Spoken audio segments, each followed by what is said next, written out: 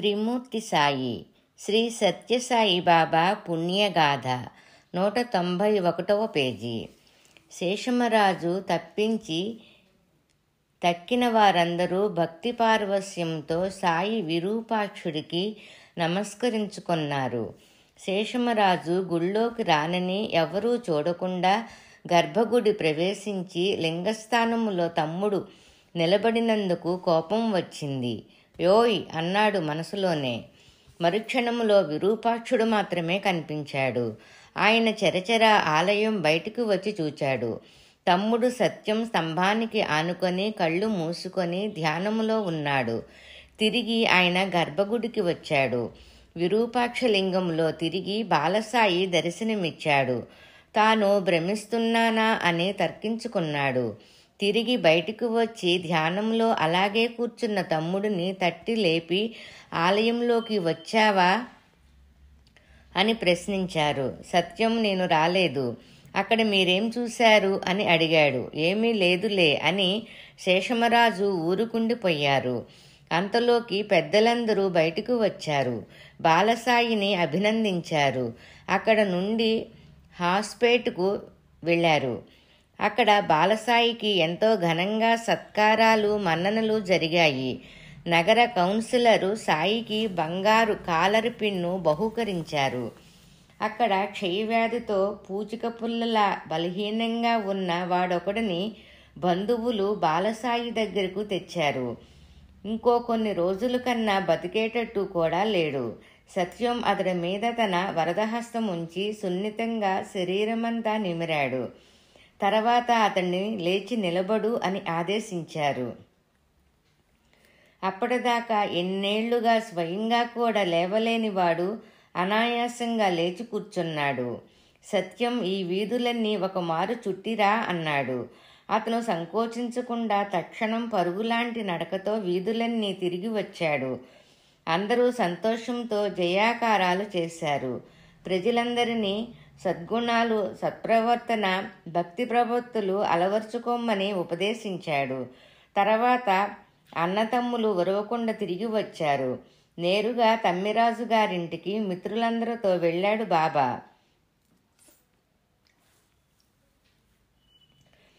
కామేశ్వరమ్మ గారితో తన మిత్రులందరికీ కాఫీ పలహారాలు వడ్డించమని చెప్పాడు. ఆవిడ తబ్బిబ్బయింది. అప్పుడు ఇంట్లో వారికి 4-5 మాత్రమే సరిపోయే పదార్థాలు ఉన్నాయి. ఆవిడ అందరికీ కొద్ది సమయములో తాను టిఫిన్ తయారు చేసిస్తానన్నది. సత్యం అక్కరలేదు, అందరికీ సరిపోతుంది, అదే యథేష్టంగా వడ్డించండి, భయం లేదు అన్నాడు. ఆవిడ సాయి మీద భారం వేసి అందరికీ వడ్డన చేసింది. అందరూ అడిగి టిఫిన్ చేశారు. కాఫీ అందరికీ అందించారు. అందరికీ తృప్తిగా వడ్డన జరిగింది. సాయి అన్నపూర్ణ యథేష్టంగా భక్తులను అనుగ్రహించారు. ప్రపంచ చరిత్రలో కొన్ని తారీఖులు ఎప్పటికీ ఎవ్వరూ మరువలేనివిగా ఉంటాయి. అటువంటి దినాలు చరిత్రనే అనుకోని విధంగా మలుపులు తిప్పుతాయి. అటువంటి రోజే అక్టోబర్ 20, 1940. ఆ రోజు ఆదివారమైన ముందర దసరా పండుగకు ఎక్కువ దినాలు సెలవులు ఇవ్వడం వలన స్కూలు పెట్టారు. సత్యములో ఈ మధ్య కొంత కొత్తగా కనిపిస్తున్నది. ఏదో మహోత్తరమైంది జరగబోతున్నట్టు సూచనలు కనబడుతున్నాయి. ఇన్స్పెక్టర్ ఆంజనేయులు సత్యంను నిశాంతంగా అనుసరిస్తున్నాడు. అన్యమనస్సుగా సత్యం పాఠశాలకు నీరసంగా బయలుదేరాడు. మెల్లగా జగత్తులో ఉన్న సమయమంతా తనదే అన్నట్టు అడుగులో అడుగు వేసుకుంటూ నడుస్తున్నాడు. ఇంకెన్ని రోజులని ఈ నాటకం, పాఠశాల, ఇల్లు, బంధాలు ఏమిటి ఇవన్నీ? తానెందుకు కట్టుబడాలి? వెంకవధూత ప్రార్థన ప్రకారం రత్నాకరం వారికి తాను జన్మించి ఆనందం, కీర్తి, సంపత్తులు అందించాడు. తన కర్తవ్యం ఇక్కడ ముగిసింది. అఖిల జగత్తుకు ఆనందం, ప్రేమ అందించాలి. దుఃఖ అజ్ఞానాంధకారములో కొట్టుమిట్టాడుతున్న జనతకు వెలుగు చూపి చెయ్యి అందించి ఆదుకోవాలి. ఇక నాటకంపై దించాల్సిందే. సత్యం ఉన్నట్టుండి సర్రున వెనదిరిగాడు. వెనుదిరిగాడు. మెల్లగా నడుస్తున్నవాడు తొందరగా ఇంటికి తిరిగి వచ్చాడు. ఇంటి బయట నుండే పుస్తకాలు సంచిని లోపలికి గిరాటు వేసి, ఈనాటి నుండి నేను మీ సత్యాన్ని కాదు, సాయిబాబాను. నా భక్తులు నాకై ఎదురు చూస్తున్నారు. నా కర్తవ్యం నేను పాలించాలి. నా కోసం ఆర్ధులందరూ ఎదురు చూస్తున్నారు. నేను వెళ్ళిపోతున్నాను అని గంభీరమైన కంఠస్వరం విని వదినగారు వంటింట్లో నుండి వచ్చింది. కళ్ళు మిరిమిట్లు గొలుపుతూ తేజస్సుతో ప్రకాశిస్తున్న సత్యాన్ని చూచి విస్తుపోయింది ఆవిడ. సత్యం తల చుట్టూ వింతకాంతి వెదజల్లుతున్నది. బాబూ బాబూ, ఆగమ్మ, మీ అన్నయ్య వచ్చిన తర్వాత వెళుదువు గాని, కొంచెం సేపు ఉండు, అన్నయ్య వస్తారు అంటున్నా ఆవిడ ప్రార్థనను వినిపించుకోకుండా వేగంగా గృహాన్ని వీడి రోడ్డు మీదకి విశాల జగత్తులోకి దూసుకొని వచ్చాడు. 193వ పేజీ. సరాసరి ఆంజనేయులు గారి తోటకు వెళ్ళాడు. వెంట జనం ఊరేగింపుగా అనుసరించింది. జరిగింది తెలుసుకొని అన్న పరిగెత్తుకుంటూ వచ్చారు. వదిన, అన్న పదే ఇంటికి రమ్మని చెప్పారు. తాము ఏ విధంగానూ అడ్డు చెప్పబోమని, కనీసం ఊరు నుండి తల్లిదండ్రులు వచ్చేవరకైనా ఇంట్లో ఉండమని వేడుకున్నారు. సత్యం ఒలకలేదు, పలకలేదు. ఎత్తైన బండరాయి మీద పద్మాసనంలో కూర్చున్నాడు. చుట్టూ భక్త సమూహం వృత్తాకారంలో కూర్చున్నారు. ఉన్నట్టుండి గంభీర నాదంతో జగన్మంగళకర ప్రబోధం మొదటిసారిగా ప్రకటితమయ్యింది. మానస భజరే గురు చరణం, దుస్తర భవ సాగర తరుణం. గురు మహారాజ్ గురు జై జై, సాయినాథ సద్గురు జై జై. ఓం నమ శివాయ, ఓం నమ శివాయ, ఓం నమ శివాయ, శివాయ నమ ఓం. అరుణాచల శివ, అరుణాచల శివ, అరుణాచల శివ, అరుణ శివోం. ఓంకారం భవ, ఓంకారం భవ, ఓంకారం భవ, ఓం నమ బాబా. నాద బ్రహ్మ ఓంకార స్వరూపుడు సాయి పాడుతున్నాడు. భక్త బృందం అత్యంత ఉత్సాహంతో గొంతు కలిపింది. భవబంధాలను తెంచుకోవడం అంత సులభం కాదు. మాయను ఛేదించుకోవడానికి సద్గురు చరణాలు పదునైన చురుకలు. జగద్గురు దత్తదేవుల చరణాలు యుగ యుగాల నుండి ఎందరెందరినో తరింపచేరాయి. గురుచరణులు పట్టుకుంటే భయమేమీ లేదు. ఈ జగత్తులో భవభయహరణ వందిత చరణ అని, భువన భయ భంగకారి అని గురుదేవుణ్ణి కీర్తిస్తారు. దత్తావతారాలన్నీ గురుణ్ణి మించిన దైవం లేదని వేనోళ్లు కీర్తిస్తున్నాయి. గురు పౌర్ణిమ నాడు తనను పూజించుకోమని షిరిడీ సాయే స్వయంగా చెప్పాడంటే గురుపాదాలు ఎంత పవిత్రమైనవో అర్థం చేసుకోవచ్చు. సాయి తమ గురుడి పాదాలను ధ్యానిస్తూ 12 సంవత్సరాలు గడిపారు. గురు దీవెనలతోనే తాము అంతవారు అయ్యారని సాయి పదే చెప్పేవారు. సత్యం ఇల్లు విడిచి వెళ్ళాడనే వార్త తల్లి విని ఈశ్వరమ్మ కుప్పకూల్చింది. ఒక్క క్షణం కూడా పుట్టపర్తిలో నిలవలేకపోయింది. దంపతులిద్దరూ ఆఘమేఘాల మీద ఉరవకుండా చేరుకున్నారు. నేరుగా ఆంజనేయులు గారి తోటకు పరిగెత్తారు. తోటంతా భక్తులతో, శ్రీ బాల వృద్ధులతో, ధూపదీపాలతో, భజన కీర్తనలతో నిండి ఉంది. కుమారుడిని చూడగానే మాతృహృదయం ఉప్పేనగా కట్టలు తెంచుకొని పొంగులు వారింది. కుమారుడిని హృదయానికి హత్తుకొని గుండెలు అవిసేలాగా విలపించింది.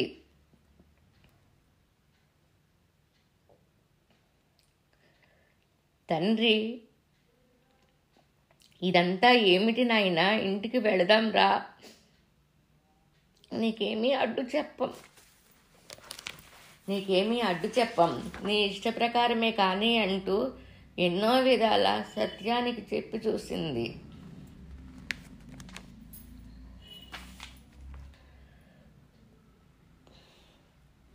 నీ ఇష్టప్రకారమే కానీ అంటూ ఎన్నో విధాల సత్యానికి చెప్పి చూసింది.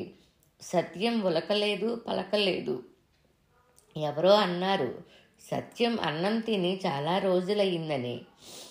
నాయనా, నా చేతి భోజనం తిని ఎన్ని రోజులయ్యిందో. ఇంటికి రా, నా చేత్తో అన్నం పెడతాను రా అంటూ కుమారుడిని శేషమరాజు ఇంటికి బయలుదేరదీసింది. ఆశ్చర్యం! సత్యం తల్లిని అనుసరించి అన్న ఇంటికి చివరిసారిగా వచ్చాడు. తల్లి గబగబా కోడల్ని అడిగి అన్నం కలిపింది. మొదట ముద్ద సత్యం చేతిలో పెట్టింది. సత్యనారాయణరాజు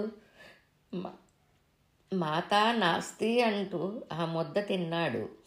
తల్లి రెండవ ముద్ద సత్యనారాయణరాజు ఆయన కొడుకు చేతిలో పెట్టింది. సత్యం పితానాస్తి అంటూ ఆ ముద్ద కూడా తిన్నాడు. తల్లి ఈశ్వరమ్మ మూడో ముద్ద బాలసాయికి పెట్టింది. నాస్తి బంధు సహోదర అంటూ బాలసత్యసాయి బాబా మూడో ముద్దను తినేసి చటుక్కున లేచి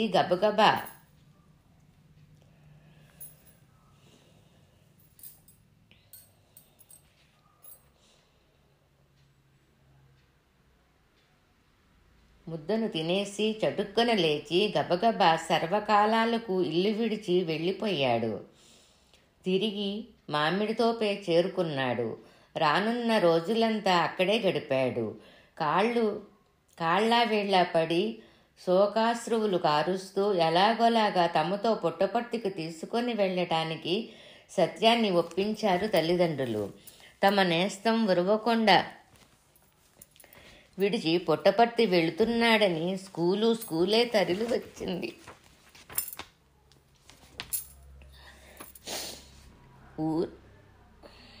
ఊరంతా బాలసాయిబాబాకు వీడ్కోలు చెప్పడానికి మంగళ వాద్యాలతోనూ వేదమంత్ర పఠనాలతోనూ భజన కీర్తనలతోనూ సిద్ధమైంది.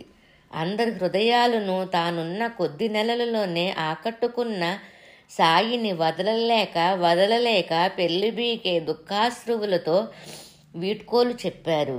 సాయిని తమ నుండి దూరం చేస్తున్న బస్సును కనుమరుగయ్యేదాకా చూస్తుండిపోయారు. రత్నాకరం సత్యనారాయణ రాజుగా ఉరవకొండ వెళ్ళి సత్యసాయిబాబాగా తిరిగి వచ్చిన సత్యం ఎక్కువ కాలం తల్లిదండ్రులతో ఉండలేకపోయాడు. సంసారములో బ్రహ్మచారి, అందులోనూ సర్వసంగ పరిత్యాగి ఇమడటం కష్టం.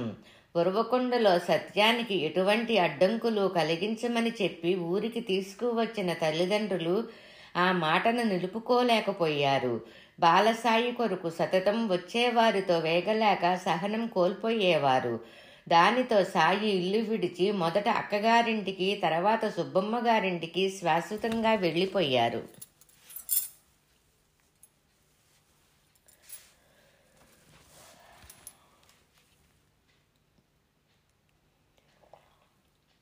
తమ దత్తపుత్రుడైన సాయిని పుట్టపర్తి యశోదలు, కరణం సుబ్బమ్మ, కమలమ్మలు తమ ఇంటికి ఆహ్వానించి తీసుకువెళ్లారు. ఇక్కడే సత్యసాయిబాబాగా తన యావత్తు భక్తి బృందానికి ప్రేమ, కరుణ, ఆనందాలను పంచిపెడుతూ వచ్చాడు. యుగావతారి సద్గురువు దత్తదేవుడు. కరణం చనిపోవడంతో సుబ్బమ్మ పూర్తిగా బాలసాయి సేవలో, తన భక్తుల సేవలోనూ రోజంతా మునిగిపోయేది. భగవంతుడు పుట్టపర్తిలో పుట్టాడని కమలాపురం నుండి, ఉరవకొండ నుండి జనం వచ్చేవారు. ఆ రోజుల్లో పుట్టపర్తి చేరడం ఒక యజ్ఞమే. పెనుగొండ దాకా రైలులో వచ్చి అక్కడ ఆవిరి యంత్రం బస్సులో బుక్కపట్టణం చేరేవారు. అక్కడ నుండి కర్ణాటక నాగేపల్లికి 2 ఎడ్ల బండిలో ప్రయాణం చేసి చిత్రావతి నదిలో నుంచి నడిచి పుట్టపర్తి చేరవలసి వచ్చేది. ఎంత కష్టమైన జనులు కుతూహలంతో కొందరు, ఆర్తితో కొందరు, భక్తితో మరెంతమందో వచ్చేవారు. సాయి కోసం వచ్చిన వారందరికీ రాత్రనక పగలనక సుబ్బమ్మ వంట వార్చి వేడివేడిగా భోజనాలు పెట్టేది. సంతానం లేని ఆవిడ బాలబాబా భక్తులకు తన మాతృప్రేమను పంచిపెట్టేది. బాలసాయి పేరు ప్రభావం దేశం నలుప్రక్కల వ్యాపించడంతో సాయి చుట్టూ సదా భక్తులు మూగి ఉండేవారు. ఊళ్ళో చాలామందికి ఇది చాలా అసహనంగా ఉండేది, అసూయగా కూడా ఉండేది. సుబ్బమ్మ గారి ఇంట్లోని బంధువులు బాలసాయికి, ఆయన భక్తులకు ఎన్నో అవమానాలు, అననుకూలాలు కలిగించేవారు. చివరకు బాలసాయి సుబ్బమ్మ ఇల్లు వదిలి ఉండడానికి వేరొక చోటు లేక కొండ గుహలలోనూ అడవి చెట్ల క్రింద ఎండనక వాననక కాలం గడపవలసి వచ్చింది. బుక్కుపట్టణంలోనూ కొందరు అసూయతో బాబా కోసం దూర ప్రదేశాల నుండి కష్టపడి భక్తులు వస్తే వారిని భయపెట్టి బెదిరించి అసత్యపు మాటలు చెప్పి భక్తులు తిరిగి వెళ్లేలాగా చేసేవారు. అయితే బుక్కపట్టణంలోనూ యాదాళం వెంకటరమణప్ప వారి భార్య నాగమణి బాలసాయి దివ్యత్వాన్ని గుర్తించిన కొంతమందిలో మొదటివారు. సాయిని తమ ఊరికి తీసుకువెళ్లి ఘనంగా సన్మానించి పూజించేవారు. గోపాలకృష్ణుడుగా సాయి వారింట్లో చాలా చనువుగా తిరుగుతూ ఉండేవారు. ఇంట్లోని తినుబండారాలను యథేష్టంగా అందరికి పంచిపెట్టేవారు. బాబా ఈ దంపతులకు దేవుడు లేకుండా ఖాళీపీఠం సృష్టించి ఇచ్చారు.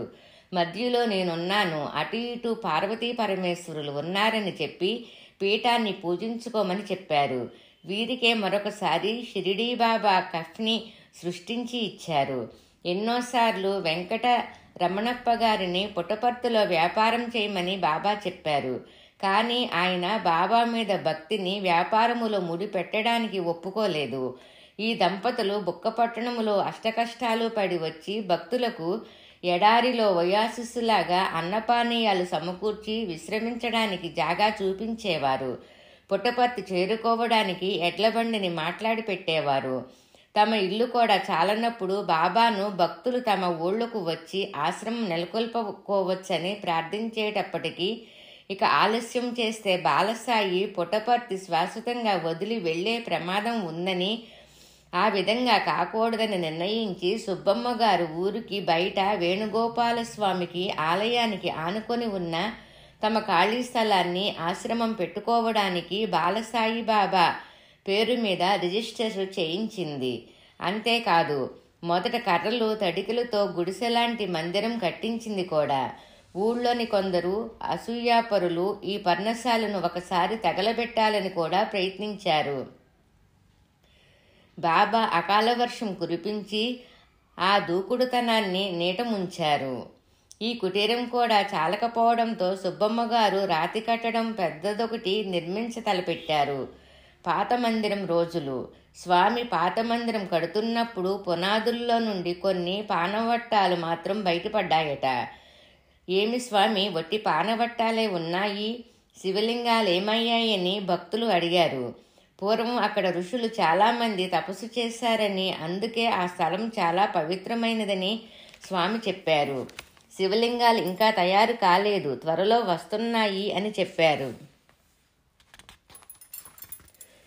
కొద్ది రోజుల తర్వాత శివరాత్రి సమయములో మొదటిసారిగా ఆత్మలింగోద్భవం జరిగింది. అప్పటి నుంచి ప్రతి శివరాత్రికి స్వామి ఆత్మలింగాన్ని ఆవిష్కరిస్తున్నారు. గ్రామంలో నీటి ఎద్దడి ఉండేది. త్రిమూర్తి సాయి, శ్రీ సత్యసాయి బాబా పుణ్యగాథ, 197వ పేజీ. స్వామి పాత మందిరం వెనకాల ఒక చోట కర్రతో కొట్టారు. వెంటనే నీరు ఉబికింది. అవి అక్కడ బావి త్రవ్వమన్నారు. ఆ బావే గ్రామానికి అంతటికీ నీటిని సమకూర్చేది. భక్తులు ఉండడానికి పెద్ద హాలు, ప్రక్కలో బాబాకు ప్రత్యేకమైన గదులతో భజనలు చేసుకోవడానికి తగినట్టుగా చిన్న అరుగు, దాని ప్రక్కన బాబా కూర్చోవటానికి పాలిష్ చేసి ఓంకారం చెక్కిన రాతి పలకతో మందిరం సిద్ధమైంది. కానీ మందిర ప్రారంభాన్ని సుబ్బమ్మగారు చూడకుండానే నవంబర్ 25, 1945లో స్వామి తమ దక్షిణ దేశ పర్యటనలో ఉన్నప్పుడు బుక్కపట్టణంలో మరణించింది. 3వ రోజు స్వామి ఆఘమేఘాల మీద వచ్చి చనిపోయిన ఆవిడను పేరు పెట్టి లేపారు. అందరికీ ఆశ్చర్యం కలిగిస్తూ ఆవిడ కళ్ళు తెరిచి తన బాలకృష్ణుడిని చూచి చేతులెత్తి నమస్కరించింది. బాబా తులసి తీర్థం చేతి వేళ్లగుండా ఆవిడ నోట్లో పోశారు. 2-3 గుటకలు వేసి ఆవిడ స్వామిలో ఐక్యమైంది. స్వామి 14 డిసెంబర్ 1945లో పాత మందిరాన్ని ప్రారంభించారు. సుబ్బమ్మ గారి ప్రేమకు, భక్తికి గుర్తుగా స్వామి తమ షష్ఠిపూర్తి జన్మదిన సందర్భంగా 60 గృహాలతో గోకులం దగ్గర కరణం సుబ్బమ్మ నగరు అని ప్రారంభం చేశారు. మందిరములో పశ్చిమ దిక్కున ఎత్తైన అరుగు మీద సిమెంటుతో చేసిన షిరిడీ బాబా, సత్యసాయి బాబాల విగ్రహాలు ఉండేవి. వాటి ప్రక్కన బెంగుళూరు ఐజీపీ రణజిత్ సింగ్ సమర్పించుకున్న వెండి షిరిడీ విగ్రహం ఉండేది. ఈ విగ్రహమే ఇప్పుడు ప్రశాంతి నిలయ భజన హాలులో ఉంది. మనిషి ఎత్తు ఉన్న పాపర్ మ్యాచే శ్రీకృష్ణ వెండి విగ్రహం కూడా అలంకరించి ఉండేది. స్వామి కూర్చోవడానికి రణజిత్ సింగ్ వెండి సింహాసనాన్ని కూడా సమర్పించుకున్నారు. సాయంకాలంలో చిత్రావతి నదీ తీర విహారయాత్ర ఆ రోజులలో విశేష అనుభవంగా మారింది. సాయంకాలం 3:30 ప్రాంతంలో స్వామి భక్త బృందాన్ని తీసుకొని చిత్రావతికి బయలుదేరి వెళ్ళేవారు. అందరికన్నా త్వరగా స్వామి చిత్రావతిని చేరేవారు. రొప్పుతూ రోజుతూ తక్కిన భక్తులు చేరేదాకా స్వామి ఆటలాడుతూ ఉండేవారు. అందరూ చేరుకోగానే అనుకూలమైన ప్రదేశాన్ని చూచుకొని కూర్చునేవారు. తర్వాత ఆధ్యాత్మిక విషయాలు, పురాణ కథలు, అవతారాలు గురించి ఎన్నెన్నో చిత్రాతి చిత్రాలైన విషయాలు చెప్పేవారు. తర్వాత తాము భజనలు పాడి అందరి చేత పాడించేవారు. ఒక్కోసారి శాస్త్రబద్ధంగా సంగీత కచేరీ స్వామి చేసేవారట. త్యాగరాజు కీర్తనలు రాగ భావయుతంగా పాడుతుంటే సమయమే తెలిసి వచ్చేది కాదు. మాట్లాడుతూ మధ్యలో తమ ముందు ఇసుకతో గుడి చేసేవారు.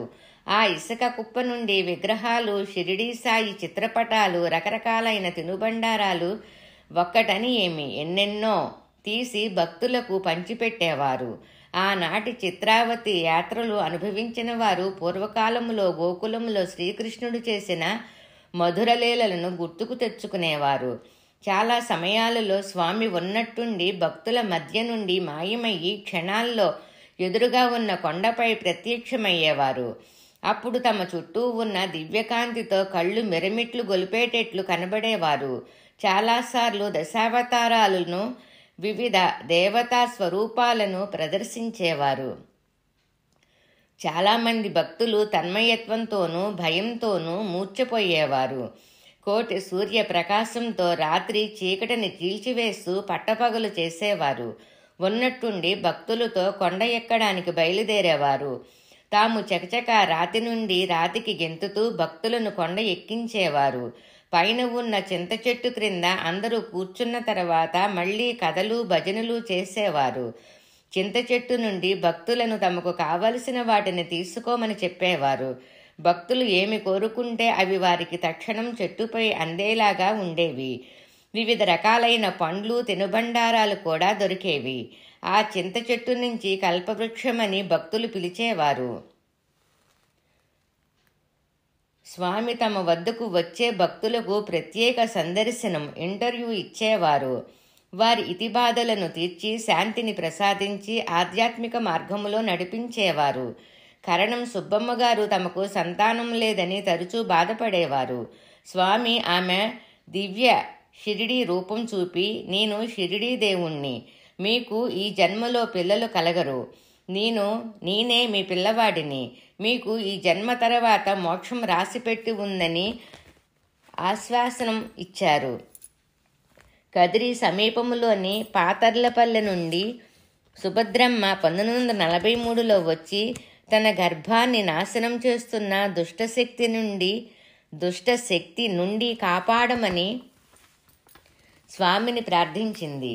ఆవిడకు ఎవరో చేతబడి చేయడం వల్ల గర్భస్రావాలు జరిగేది. స్వామి ఆమెకు అరటిపండును సృష్టించి ఇచ్చి తమ ఎదురుగా తినమన్నారు. నీళ్లు ఇచ్చి త్రాగమన్నారు. తర్వాత అక్షింతలు సృష్టించి ఇచ్చి తలగడ క్రింద పెట్టుకోమన్నారు. కుమారుడు కలుగుతాడని దీవించి పంపారు. స్వామి వరప్రభావం వల్ల పిల్లవాడు పుట్టి ఆరోగ్యంగా ఉన్నాడు. తర్వాత స్వామి ఆ పిల్లవాడికి సాయినాథ్ అని పేరు పెట్టారు. త్రిమూర్తి సాయి. శ్రీ సత్యసాయిబాబా పుణ్యగాథ 199వ పేజీ. సుబ్బమ్మ కమలమ్మలు తెలియచేయడం వల్ల వారి బంధువులు చాలామంది పుట్టపర్తి రాసాగారు. వారితో పాటు బెంగుళూరు, అనంతపురం, కదిరి నగరాల నుండి భక్తులు వచ్చేవారు. కారణం కమలమ్మ గారి తమ్ముడు పిఎస్ కృష్ణమూర్తి, వారి ఇంటి యజమాని నారాయణ శర్మ, వారి భార్య సావిత్రమ్మ గారు బెంగుళూరు నుండి వచ్చిన మొదటి తరం భక్తులు. మొదట కుతూహలంతో చూడవచ్చి శాశ్వతంగా భక్తులయ్యారు. తరచూ పుట్టపర్తి వచ్చేవారు. స్వామిని బెంగుళూరుకు రావలసిందిగా ప్రార్థించారు. వారి కోరికను అనుగ్రహించి స్వామి బెంగుళూరు చామరాజపేటలోని వారి ఇంటికి మొదటిసారిగా 1944వ సంవత్సరంలో వెళ్ళారు. అక్కడ వారం 10 రోజులు ఉన్నారు. అక్కడ భోజనాలు చేసేవారు. అక్కడ భజనలు చేసేవారు. ఆ భజనలు ప్రత్యేకంగా ఉండడంతో చాలామంది కుతూహలంతో భజనలలో పాల్గొనేవారు. ఆ విధంగా చాలామంది భక్తులయ్యారు. వారిలో నవనీత నాయుడు, నరసింహారావు నాయుడు, జగన్నాథరావు, హనుమంతరావు నాయుడు ముఖ్యులు. నవనీత నాయుడు దంపతులకు సంతానం లేకపోతే స్వామి అనుగ్రహంతో సంతానం కలిగింది. పెద్ద భూస్వాములైన హనుమంతరావుకు పూల ప్రదర్శనలంటే చాలా ఇష్టం. ఆయన మంచి హార్టికల్చరిస్టు. నందవనాలైన లాల్బాగ్, కబ్బాన్ పార్కులలో చాలా నికట సంబంధం ఉండేది. ఆయన స్వామిని తమ ఇంటికి తీసుకొని వెళ్ళేవారు. 2-3 నెలలకొకసారి బెంగుళూరు వెళ్ళేవారు స్వామి. అక్కడ శాషగిరిరావు గారి భజన బృందాలను ఏర్పరిచి గురువార భజనలు ప్రారంభించారు. తర్వాత భజనలు ప్రతిరోజు జరుగుతూ వచ్చాయి. మాధోజీరావు, శంకరమ్మ దంపతులకు 8 మంది సంతానం పుట్టి పోయారు. వారికి స్వామి కుమారుడు జన్మించి ఆరోగ్యవంతుడవుతాడని దీవించి ఆవిడికి ద్రాక్ష పండ్లు సృష్టించి ఇచ్చారు. ఇదే విధంగా కుమారుడు కలిగాడు. కరణం సుబ్బమ్మ గారిలాగా మాతృప్రేమతో స్వామి భక్తులను సతతం చూచుకునే సాకమ్మను సాయి భక్తులు మరిచిపోలేరు. ఆవిడ కూర్గులో కాఫీ తోటల యజమానురాలు. సాకమ్మ కాఫీ బ్రాండ్ అనే పేరుతో బెంగుళూరంతా కాఫీ అంగడులు ఉన్నావిడ. ఆవిడ పరోపకార పరాయణత్వం, మంచితనం చూచి మైసూరు మహారాజా వారే లోకసేవా పరాయిణి అనే బిరుదును ఆంగ్ల ప్రభుత్వం వారు కైజర్ ఏ హింద్ అని బిరుదును ఇచ్చి ఆవిడ సేవలను గుర్తించారు. మైసూరు మహారాజులే ఆవిడని మైసూరు శాసనసభకు మహిళా ప్రతినిధిగా నియమించారు. ఆవిడ తన వ్యాపారం ప్రక్కన పెట్టి స్వామితో పుట్టపర్తి వచ్చి స్వామి భోజనం ఏర్పాటు చూసుకునేది. స్వామి బెంగుళూరులో ఆవిడ ఇంట్లో విడిది చేసేవారు. తాము ఎక్కడికి వెళితే అక్కడకు ఆవిడను కూడా తీసుకుని వెళ్ళేవారు. చిలిపిగా చేతికందక తిరిగే స్వామిని ఆవిడే ప్రేమపాసంతో బంధించి మందిరములో ఉంచేసింది. తిండి తినకుండా అడవులు, గుట్టలు, గుహలు తిరిగే స్వామిని ప్రార్థించి, బెదిరించి, బుజ్జగించి భోజనం పెట్టేది. స్వామికి ఇది బాగుండదని, అది చాలా బాగుంటుందని ఏరి కోరి పదార్థాలను చేసి తినిపించేది. భక్తుల సందడితో చల్లా పిల్లిగా ఉన్న మందిరాన్ని ఒక వ్యవస్థలో పెట్టేది. స్వామిని భక్తుల నుండి రక్షించి బలవంతంగా విశ్రాంతికి అవకాశం కల్పించేది. ఒకసారి దొంగలపడి ఆవిడ నవరత్న ఉంగరాన్ని ఎత్తుకొని వెళ్ళగా స్వామి ఆ ఉంగరాన్నే తిరిగి సృష్టించి ఇచ్చారు. ఆవిడ మంచి పనివాళ్లను బెంగుళూరు నుండి పిలిపించి పాత మందిరాన్ని అలంకరింపచేసేది. షిరిడీ బాబా, సత్యసాయి బాబాల విగ్రహాలను మొదటిసారిగా సిమెంటు, ప్లాస్టర్ ఆఫ్ పారిసులతో చేయించింది. ఏ భక్తుడికైనా ధన సహాయం కావలసి ఉంటే ధనమిచ్చి ఆదుకునేది. బుక్కపట్టణ గ్రామ లైబ్రరీకి ధన సహాయం చేసింది. ప్రశాంతి నిలయం, పాత మందిరం కూడా వచ్చే భక్తులకు చాలక ఇబ్బంది పడుతుంటే చూచి సాకమ్మ గారు స్వామిని మరో పెద్ద మందిరం నిర్మించాలని పదే పదే ప్రార్థించింది. క్రొత్త మందిరానికయి ఆ రోజుల్లో ఎకరానికి 50,000 రూపాయలు ఇచ్చి పుట్టపర్తికి దూరంగా కొండను ఆనుకొని 3.86 ఎకరాల భూమిని కొని స్వామి పేరు మీద 24/7/1947 రిజిస్టర్ చేసి అర్పించుకున్నది. ప్రశాంతి నిలయ మందిర నిర్మాణానికయి బాబాను బలవంతం చేయసాగింది. ప్రశాంతి నిలయ మందిర నిర్మాణానికయి బాబాను బలవంతం చెయ్యసాగింది. స్వామి కరుణించి ఒకరోజు చిత్రావతి నది ఇసుక తిన్నెల మీద క్రొత్త మందిరానికయి ప్లాను గీశారు. ఇకపై పుట్టపర్తికి లక్షల కొద్ది జనులు వస్తారని, తమ దర్శనం చేసుకోవడమే కష్టమవుతుందని భవిష్యత్తు ప్లానును ఆవిష్కరించారు. స్వామి క్రొత్త మందిరానికి 14/1/1948లో శంకుస్థాపన చేశారు. మందిరం పని జరిగేటప్పుడు స్వామి బెంగుళూరులోని శివాజీ సినిమా థియేటర్ను చాలాసార్లు కొలతలు కొలిపించేవారట. రాజప్రసాదంగా ఉన్న ఆ భవనం నమూనాలో ప్రశాంతి నిలయ మందిరం నిర్మించబడిందని భక్తులు చెప్పుకునేవారు. స్వామి రాసిన ప్లాను ప్రకారం తుంగభద్ర డాం, హీరాకుడ్ డాములను నిర్మించిన మాలూరి శ్రీనివాస తిరుమల అయ్యంగారు మందిరాన్ని నిర్మించసాగారు. మందిరానికై కావలసిన రాళ్లను పగలగొట్టడానికై తిరుమల అయ్యంగారు చిత్రావతి నది దగ్గర కొండలో ఒక పెద్ద బండను ఎన్నుకొని డైనమిట్ పెట్టి పగలగొట్టించవలెనని తలచి స్వామిని అడిగారు. అప్పుడు స్వామి కొన్ని రోజులు ఆగమన్నారు. కొద్ది రోజుల్లోనే విపరీత వర్షం కురిసి పిడుగుపడి ఎన్నుకొన్న బండ తనంతట తానుగా ముక్కలైంది. ఆ రాళ్ల పలకలతో సిమెంటు లేకుండా వట్టి సున్నంతో మందిరం నిర్మించబడింది. పనికై సాకమ్మగారు బెంగుళూరు నుండి వడ్రంగి పని వారిని పిలిపించారు. పని మొదట చురుకుగా సాగినా త్వరలో చాలా అడ్డంకుల వలన పని సాగేది కాదు. దానికి తోడు ధనభావం కూడా. ధనసేకరణకై 18/1/1949లో బెంగుళూరు పుట్టణ చెట్టి పురభవనం టౌన్ హాల్లో ఆషాఢభూతి, అలియాన అరిపు అనే 2 నాటకాలు ప్రదర్శింపబడ్డాయి. పిఎన్ పద్మ, అఖిల, యమున, విజయులు నాటకాలలో నటించారు. శేషగిరిరావు గారు, సాకమ్మ గారు టిక్కెట్లు అమ్మకంలో చాలా శ్రమించారు. దగ్గర 4,000 రూపాయలు వసూలు అయ్యాయట. స్వామి తలకు గుడ్డ చుట్టుకొని ఎండనక వాననక నిలబడి జరిగే పనిని వీక్షించేవారట. అవసరమైన నిర్ణయాలను అక్కడే తీసుకునేవారట. 220/150 అడుగుల స్థలములో 7500 చదరపు అడుగుల మందిరం 2 అంతస్తులతో నిర్మించబడింది. మందిరానికి కావలసిన 30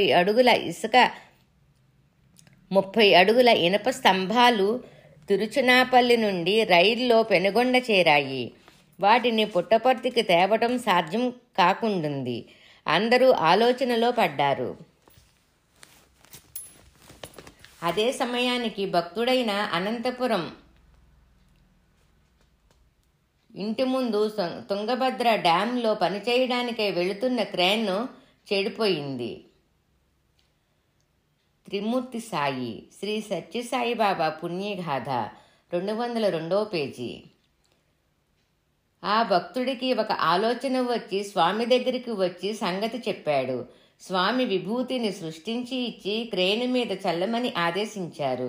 స్వామి విభూతి ప్రసాదంతో క్రేను పనిచేయడం ప్రారంభించింది. కృతజ్ఞతో క్రేన్ డ్రైవరు వచ్చి క్రేను సహాయంతో పెనుగొండ నుంచి ఇనుప స్తంభాలను పుట్టపర్తికి చేర్చి స్వామి దర్శనం చేసుకొని వెళ్ళాడు. ఆ విధంగా ఇనుప స్తంభాలు చేరాయి. కానీ వాటిని మందిరం గోడలపై ఎత్తడం అసాధ్యమైన కార్యంగా అయింది. అన్ని పనులు స్వామివారి చివరి క్షణం అనుగ్రహంతో జయప్రదమయ్యేవి. ఒకసారి స్వామి బెంగుళూరులో ఉన్నారు. ఒక పెద్ద స్తంభం మందిరం పైకి సగం దూరం వెళ్లి మధ్యలో ఆగిపోయింది. క్రిందకు రాక పైకి పోక త్రిశంకు స్వర్గంలో వ్రేలాడుతూ అపాయకర స్థితిలో ఉంది. ఎవరు ఏమి చేసినా వాటిని సరిచెయ్యలేకపోయారు. అదే సమయానికి స్వామి బెంగుళూరు నుండి వచ్చారు.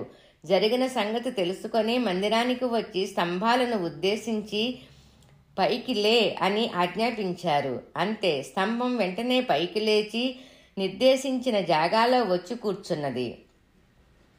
ప్రశాంతి నిలయానికి పడమర దక్షిణాల వైపున ఉన్నతమైన కొండలున్నాయి. తూర్పు ఉత్తరాల యందు కొన్ని మైళ్ల మేర పల్లపు ప్రదేశం వ్యాపించి ఉంది. తూర్పున నది ప్రవహిస్తున్నది. ప్రశాంతి నిలయం నిర్మితమైన ప్రదేశం ఊరి కంటేను పరిసర ప్రదేశాల కంటేను ఎత్తులో ఉండడం వలన గ్రామ ఆవరణ నిర్మాణములో ఉత్తర ఈశాన్యపు రోడ్డు ఈశాన్యాన్ని తగ్గించినందువలన ఎగువ ఆగ్నేయములో ఉన్న ప్రశాంతి నిలయం శక్తివంతమైంది. నైరుతి మహోన్నతమయ్యి ఈశాన్యం అతిపల్లంగా ఉండడం వలననే తిరుమల శ్రీ వెంకటేశ్వర స్వామి తొలలేని వెల్పుగా విలసిల్లుతున్నాడు. అదేవిధంగా నైరుతి ఎత్తుగా ఉండడం వలన అతి భారంగా ఉండడం వలన ప్రశాంతి నిలయం కూడా ప్రాశస్త్యాన్ని పొందగలుగుతుంది. మందిరములో పడ్డ ప్రతి వానచినుకు ఈశాన్యంగా ప్రవహించి చిత్రావతిలో కలుస్తుంది. పడమట పూర్ణచంద్ర ఆడిటోరియం, దక్షిణాన వసతి గదులు కట్టబడి యు ఆకారం కలిగి వాని నడుమ ఉత్తరాభిముఖంగా ఉత్తరాన ఎటువంటి అవరోధం లేని విధంగా ప్రశాంతి నిలయం నిర్మాణమైంది. అంతేకాక ఉత్తర ఈశాన్యం వీధి చూపు కూడా ఉంది. ఈ కారణాల వల్లనే ప్రశాంతి నిలయం అంతులేని ధనాన్ని జనాన్ని ఆకర్షిస్తూ ఉంది. సాక్షాత్తు వాస్తు పురుషుడైన బాబావారే స్వయంగా ప్లాను గీసి నిర్మాణాన్ని స్వయంగా పర్యవేక్షించి తమ నివాసంతో పవిత్రం శ్రీమంతం చేస్తున్న ప్రశాంతి నిలయానికి వాస్తు శాస్త్రపు ప్రమాణాలు తమకే తామే చక్కగా అమిరాయి. ప్రశాంతి నిలయ పట్టణ వాటికను వికృతినామ సంవత్సర కార్తీక శుద్ధ చతుర్దశి గురువారం నాడు స్వామివారి 25వ పుట్టు పండగ 23/11/1950 మహోత్సవాల సందర్భంలో స్వామి ప్రారంభించారు. ఆ సంవత్సరం దసరా పండుగను రద్దు చేసి 10 రోజులు పుట్టు పండుగను నయనానందంగా భక్తులు యావజ్జీవితం స్మరించే విధంగా పెద్ద ఎత్తున నిర్వహించారు. స్వామివారి పుట్టినరోజు ఉదయాన వేదఘోష మంగళ వాద్యాల ముందు నడవగా పూల తేరు మీద స్వామి ఆసీనులు కాగా భక్తులు స్వామిని మోసుకుంటూ పుటపర్తి పాత మందిరం నుంచి దూరంగా ఉన్న ప్రశాంతి నిలయానికి తీసుకొని వచ్చారు. స్వామి కుడికాలు ముందర పెట్టి కొబ్బరికాయలు 2 తీసుకొని ఒకదానితో మరొక దానిని గట్టిగా పగలకొట్టి మందిర ప్రవేశం చేశారు. తర్వాత బాబాగారి పూజ్య మాతాపితులు బాబావారికి సుగంధ తైలంతో తలంటగా తక్కిన వృద్ధ దంపతులు హారతులు ఇవ్వగా మంగళ స్నానం ఆచరించారు. ఆ రోజు ఉయ్యాల ఉత్సవం జరిగింది. 24/11/1950 అఖండ భజన జరపబడినది. 25/11/1950 నుండి నవరాత్రి పండుగలు జరిగాయి. 28/11/50 నారాయణ సేవ ఘనంగా చేయబడింది. ఆ ఉత్సవాల సందర్భంలో కవి సమ్మేళనం, సంగీత కచేరీలు జరిగాయి. బివి రామన్, లక్ష్మణ్, సుందరమ్మ, రేవతమ్మ, ఆవిడ కూతురు దిమిలీల కచేరీ, గుబ్బి వీరన్న భార్య జయమ్మ భక్తిపాటల గానాలు భక్తులను ఆనంద పరవశులను చేశాయి. ఈ శుభ సమయములోనే గాయని దిమిలిని శేషాద్రికి ఇచ్చి స్వామి పెండ్లి కూడా చేశారు. ప్రఖ్యాత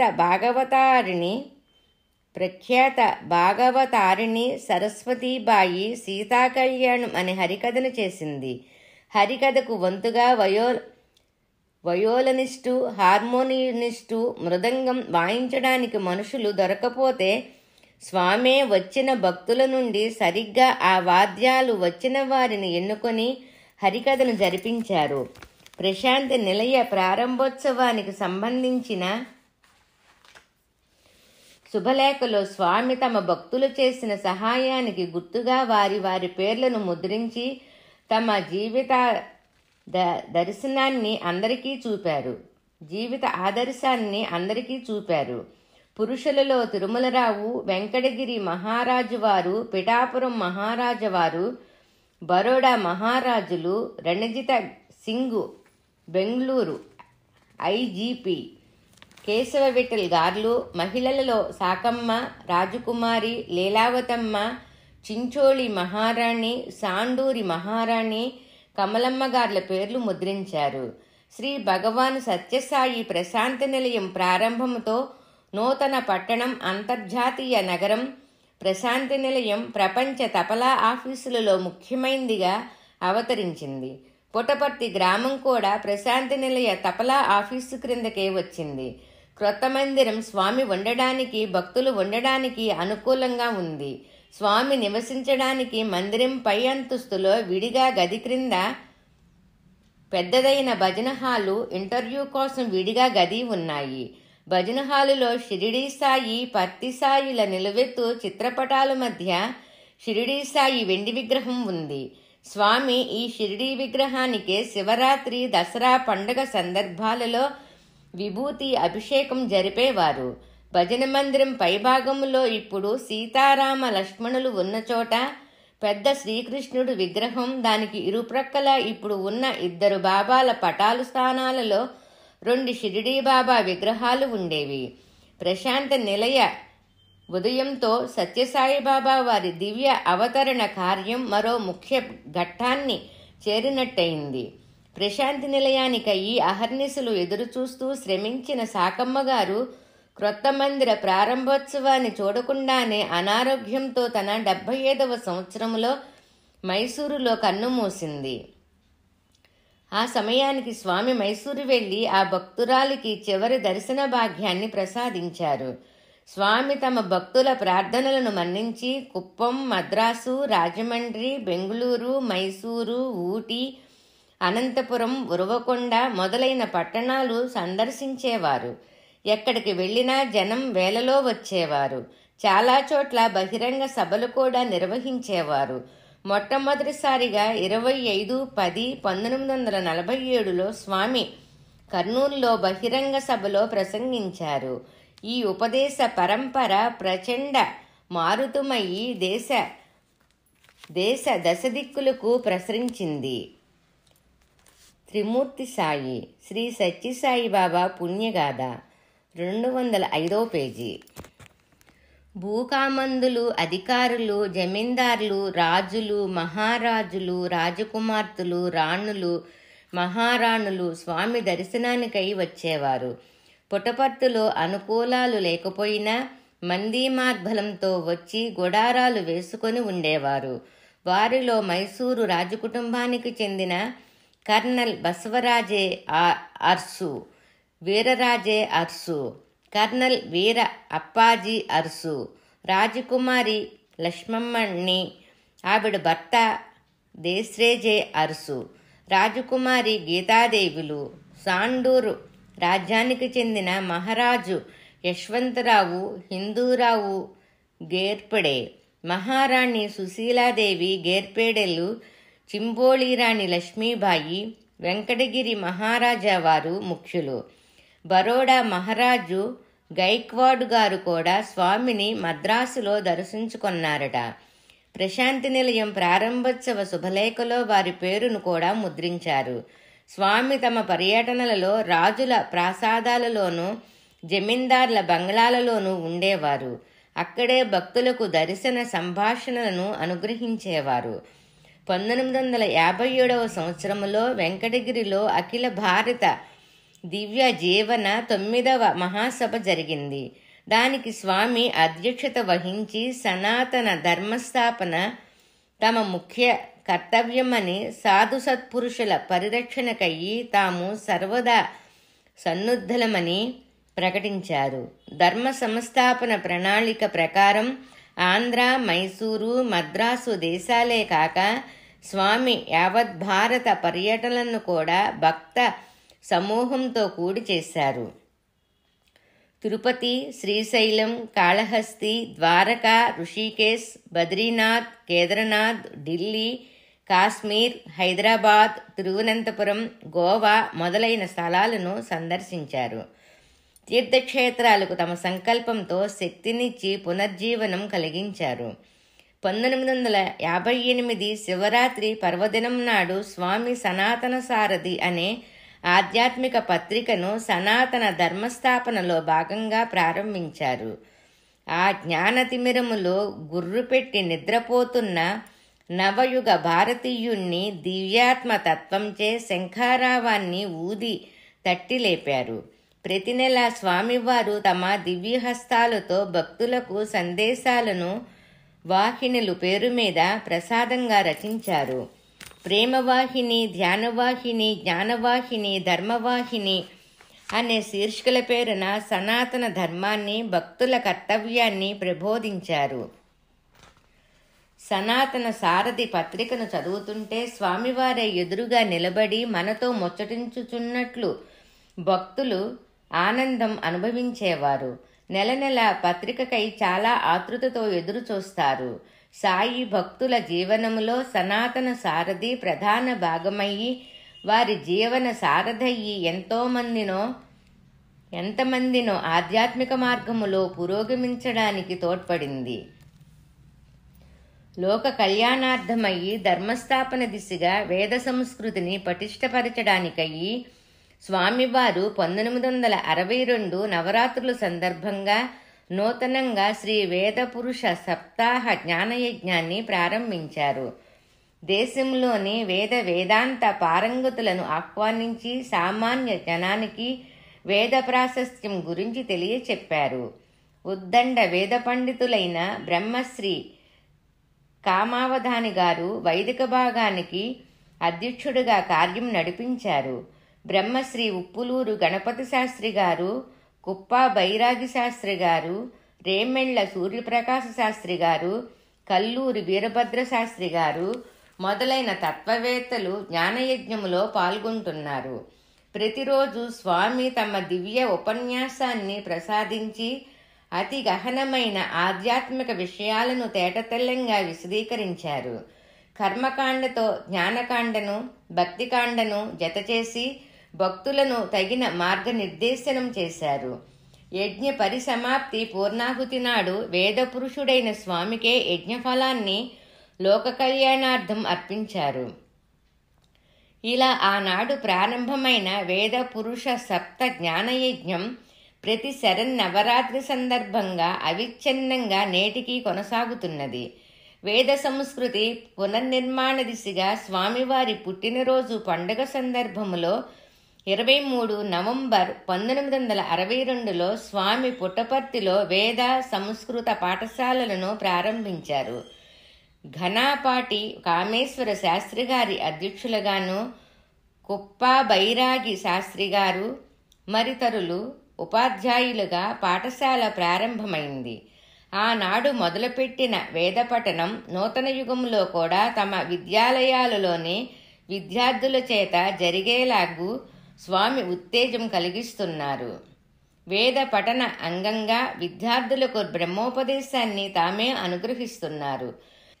త్రిమూర్తి సాయి శ్రీ సత్యసాయి బాబా పుణ్యగాథ 206వ పేజీ. స్వామికి అత్యంత ప్రియపాత్రులైన గండికోట శ్రీ సుబ్రహ్మణ్య శాస్త్రి గారు యవ్వనములో విజయనగర మహారాజుల ఆస్థాన పండితులు. సంస్కృత కాలేజీలో పనిచేసేవారు. వారు శ్రౌత షట్శాస్త్ర వేదాంగాలలో నిష్ఠాతులు. ఏకసంధాగ్రాహి యజ్ఞయాగాలను తరచూ చేస్తుండేవారు. నోబుల్ ప్రైజ్ గ్రహీత రవీంద్రనాథ్ ఠాగూర్ ఆంధ్ర విశ్వవిద్యాలయానికి విశాఖపట్నం వచ్చినప్పుడు సుబ్రహ్మణ్య శాస్త్రి గారు సంస్కృతములో స్వాగత శ్లోకాలు పఠించారట. వారి పాండిత్యానికి అచ్చెరువొంది ఠాగూరు గారు వారి సంస్కృత శ్లోకాలను బంగారు అక్షరాలలో పలకం మీద వ్రాయించి తమ శాంతినికేతన్లో అందరికీ కనబడేలాగా పెట్టుకున్నారట.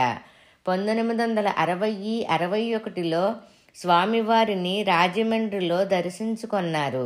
శాస్త్రిగారి ఆసమాన పాండిత్యానికి స్వామి మనసుపడి తాము ప్రారంభించబోయే వేద పురుష సప్త జ్ఞాన యజ్ఞానికి కామావధాని గారి ముఖాంతరం ఆహ్వానించారు. అప్పటి నుండి శ్రీ శాస్త్రి గారు దసరా యజ్ఞాలలో తప్పకుండా పాల్గొనేవారు. స్వామి చాలాసార్లు వారిని సోమయాజిగా కూడా నియమించారు. బాబా వేదాలలో చెప్పిన ఈశ్వర తత్వమని శ్రీ శాస్త్రి గారు అచంచలంగా నమ్మేవారు. తమ ఉపన్యాసాలలో స్వామి సర్వదేవతా స్వరూపులుగా వర్ణించి వేదాల నుండి తగిన ఆధారాలను చూపించేవారు. శంకర జయంతి పర్వదినం నాడు స్వామి ఆనతిపై ఉపన్యసిస్తూ తమ ఉపన్యాసములో స్వామిని ఒక్కొక్క దేవతతో పోల్చారు. తాను శివభక్తుడైనప్పటికీ ప్రతిదినం ఇష్టదేవత శివుడికి రుద్రాభిషేకం చేస్తున్నప్పటికీ ఆ రోజున స్వామిని ప్రత్యేకంగా శివుడితో పోల్చటం కుటింఠమైన బుద్ధితో మరిచిపోయారు. ప్రసంగం తర్వాత శ్రీ శాస్త్రి గారు జరిగిన పొరపాటుకు చాలా బాధపడ్డారు. స్వామి మర్నాడు శాస్త్రి గారికి ఇంటర్వ్యూ భజన హాలులో ఇచ్చారు. షిరిడీ సాయి పర్తి సాయిల నిలువెత్తు చిత్రాల మధ్య నిలబడి శాస్త్రి గారు నా నిజరూపం ఏమిటో తెలుసుకోండి అంటూ త్రివర్ణ చిత్రాన్ని సృష్టించి ఆయనకు ఇచ్చారు. ఆ చిత్రంలో శివలింగంలో స్వామి మందహాసంతో దర్శనం ఇస్తున్నారు. శివలింగం విభూతి రేఖలతో ప్రకాశిస్తుంది. శివలింగం పైన సప్త నాగపణి అరవిచ్చుకున్నట్టుంది. ఓంకారం పైనుండి క్రింద దాకా చిత్రాన్ని ఆక్రమించుకొని ఉన్నది. చిత్రం పైభాగంలో ఎడమవైపున షిరిడీ సాయి, కుడివైపున ప్రేమసాయి, లింగం మధ్యలో సత్యసాయిలు ఉన్నారు. పూజా ద్రవ్యాలు గంగాజలంతో ఉన్న ఈ చిత్రం సత్యసాయి నిజరూపాన్ని ఎత్తి చూపుతుంది. 24 డిసెంబర్ 1977 సాయంకాలం బెంగుళూరు స్వామి మందిరములో స్వామి ముందు శ్రీ శాస్త్రి గారు ఉపన్యసిస్తున్నారు. ఏదో భావాలు బయటకు రావటానికి తొందర చేస్తున్నాయి. శాస్త్రి గారు తటపటాయించారు. చెప్పవచ్చా లేదా అని. అప్పుడు స్వామి వారి తలపై తమ వరద హస్తముంచి శాస్త్రి గారు సందేహించక చెప్పదగ్గది చెప్పండి అన్నారు.